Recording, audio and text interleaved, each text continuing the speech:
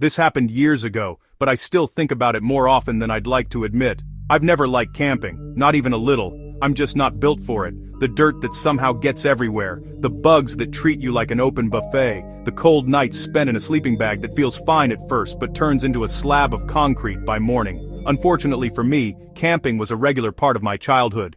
My dad loved it. He was one of those rugged, outdoors at all costs types. Every summer, without fail, he'd drag me into the woods with a group of his equally hardcore friends. The goal was always the same: disconnect from technology, reconnect with nature. I hated every second of it. By the time I hit my sophomore year of high school, I'd had enough. I finally worked up the nerve to ask if I could bring a friend along, hoping it would make things more bearable. To my surprise, my dad agreed without much resistance. So I brought my friend, Charles. Now, Charles loving camping should have been a red flag. He was a former Boy Scout and actually enjoyed sleeping outside. But he wasn't obnoxious about it. He teased me for hating camping, sure, but he wasn't one of those people who acted like the outdoors was a test of manhood. And honestly, I figured if I had to suffer, it would help to have someone who knew how to pitch a tent without turning it into a disaster. The trip went wrong almost immediately.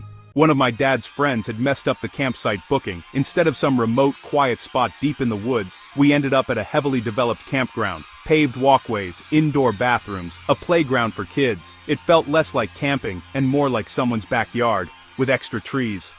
My dad was furious. But we didn't even realize how bad it really was until later that afternoon, when we noticed what was right next to the campground. A mini amusement park. I'm not exaggerating. A full-on amusement park with carnival games, a Ferris wheel, and several roller coasters towering over the tree line. The clash between the two places felt wrong, like something that shouldn't exist in the same space. Everyone complained. My dad, his friends, even Charles, who wouldn't stop repeating that this wasn't real camping. Eventually, we all accepted that we were stuck. We'd driven too far to leave. So we set up camp. Charles handled the tent like he was following instructions printed in his DNA. Every knot perfect, every stake secure. Even my dad nodded in approval, which somehow annoyed me more than if he'd criticized it. Later that night after dinner, Charles and I ducked into the woods under the excuse of organizing our gear. In reality, he'd brought a small pipe and some weed tucked into an old Altoids tin. We were in that phase of life where bad decisions felt exciting instead of dangerous. We laughed quietly, smoked, and headed back to the tent feeling restless instead of tired. Around midnight, Charles grinned at me and suggested we go exploring. At first, I thought he meant the campground. Then he mentioned the amusement park. That changed everything. The park was closed for the night, but the roller coasters loomed above the fence, silent and massive. Charles suggested we climb one. The idea was reckless, stupid, and immediately thrilling. So we waited until we were sure everyone was asleep. We grabbed flashlights and headed for the fence. It was easier to climb than we expected. A quick boost, a scrape of metal, and we were inside. The park was dark, but not empty. Security guards patrolled the grounds in golf carts, their engines humming softly as they passed. It felt like sneaking through a stealth game, hiding behind buildings and sprinting across open spaces when the timing felt right. Eventually, we reached the base of one of the larger roller coasters. Up close, it was enormous. We spotted a maintenance staircase running alongside the lift hill and started climbing. The metal steps clanged under our feet despite our efforts to be quiet. At certain points, there were no railings at all, just open air on either side.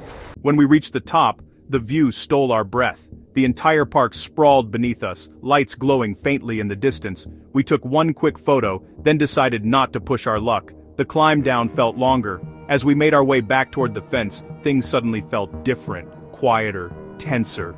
About 5 minutes from our exit point, a guard's golf cart rolled into view. We ducked behind a snack shack and waited. That's when I saw something move. At first, I thought it was a shadow. Then Charles touched my arm and pointed.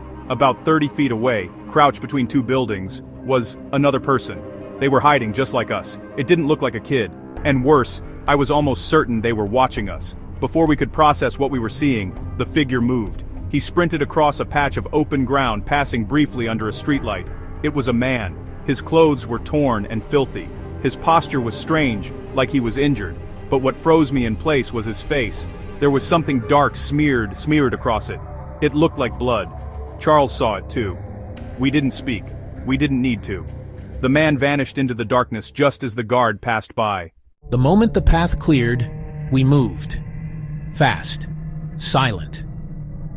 We didn't stop until we reached the fence and climbed back over. This time, there was no laughter. We lay awake in our tent for hours, whispering theories. Homeless guy, drug addict, anything that made it less terrifying. The next morning shattered those excuses.